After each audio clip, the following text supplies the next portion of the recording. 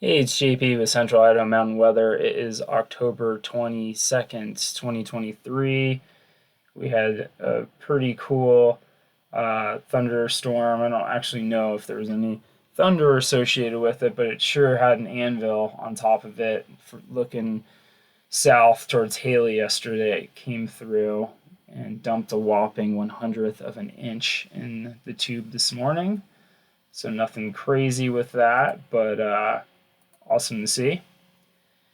So today's gonna be mostly cloudy, highs in the upper 60s. We got a warm front that's coming through today ahead of the cold front that's gonna pass through tonight, and that doesn't look like it's gonna have any significant winds associated with it, but it is gonna bring some isolated rain and snow showers, snow levels above 9,000 feet.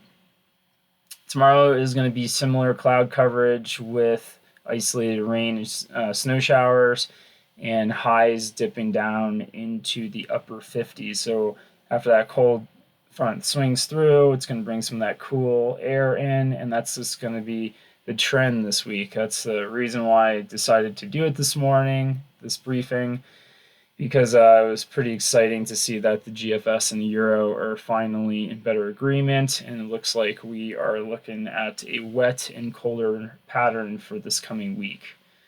Wednesday to Thursday is going to be our best chance for snow in the valley.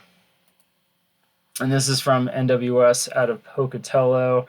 Their graph of where there it looks like we're going to get snow on the left and rain on the right, rain amounts. And that's also, you can equivalent that to if you took that snow on the left and melted it down to water, what it would look like. And most areas are going to be pretty light for rainfall today. So we're not looking at any significant stuff until Wednesday.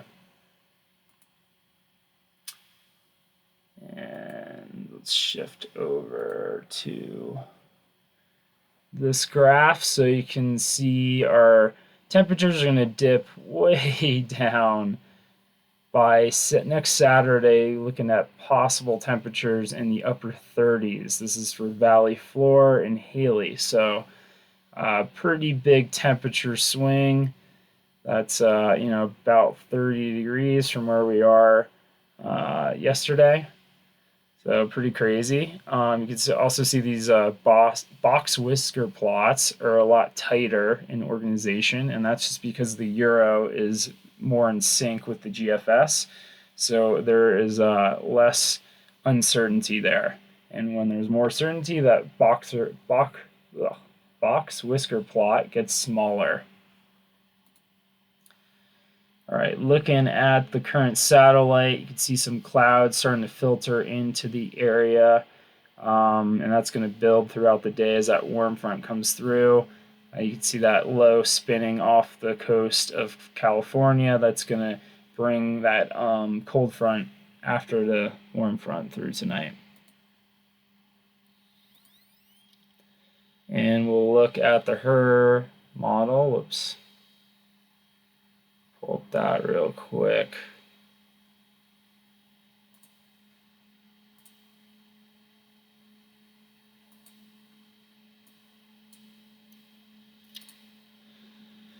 So this morning it's going to start out fairly quiet as far as precip goes, and then it's going to build throughout the day. And you can see most of Blaine County and up into Custer has a chance for light showers today. They're going to be very isolated to small little blobs, but that builds as the day goes on. Looks like more significant rainfall up in the Sawtooth area, moving east into the white clouds as the day progresses. And this is not going to be all-day rain event, but we will have bursts of rainfall. And then through the evening hours, you can see some chance for some rumbling thunder as that comes across, as that cold front here comes across our area, and more chance for rain as well. And then looking into tomorrow, you can see we still have rain in the forecast, That low is kind of down here now, and we're going to start to get this wraparound moisture, so that counterclockwise rotation, where we're going to have it coming over from the east and be a little harder to see than usual.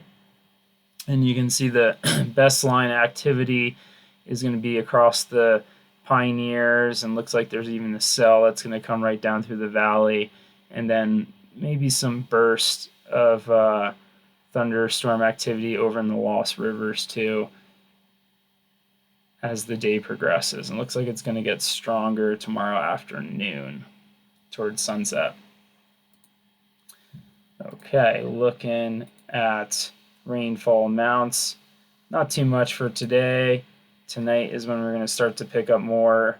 You can see these little swaths marked over near the Pioneers and White Clouds, the Lost Rivers and Galena Summit, and the White Cloud Mountains. They're all looking at maybe a 1/4 inch of rain tonight. And then it kind of dries out a little bit for Monday and Tuesday, and then really starts getting exciting towards Tuesday night into Wednesdays, when we could start to see more widespread snow across the area.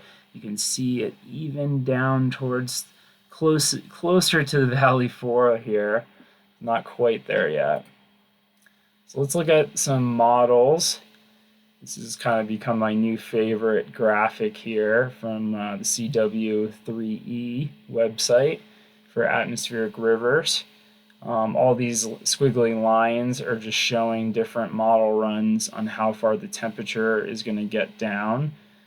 So you can see for the top graphic here, this is the GFS ensemble, and we have temperatures dipping below 6,000 feet Wednesday into Thursday. You can see this is like also these bar graphs are going to be where all of our moisture is going to fall. So we have snow that's happening along with some rain. And then the bottom one is the GFS. So you can see they're almost in complete, not complete alignment, but way better alignment than yesterday.